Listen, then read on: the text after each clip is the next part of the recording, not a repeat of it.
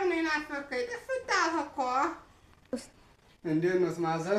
ደግሞት በረቱ አለን ልጄ። ምን እንሆናለን ብለህ ነው? እኛ ተጫዋት ጠፋህ እኮ የከርመህ ነው። ግን ተጫዋት እስኪ። አይ ማዘር እኔ አልጫወትም። እናቴ ጨዋታ አራር ነው የሚለው ብላኛለች። ይቅርብኝ። ምን አራር ነው ልጄ? ማርማር ነው የሚለው። ተጫዋት አለ። እሺ ማዘር አሁን ተወጣ እኮ የሆነ ጉቶ ራስ ጭንቅላቱ የሆነ እንትንም ያህል ጭንቅላት የያዘ ሊወጣ አሁን ትመጣ አገኘሁት። የእርሷ ልጅ ነው? አዎ የእኛ ልጅ ነው ልጄ። እሱ የወጣበት እኮ እንዴት ይሰፋል ግን?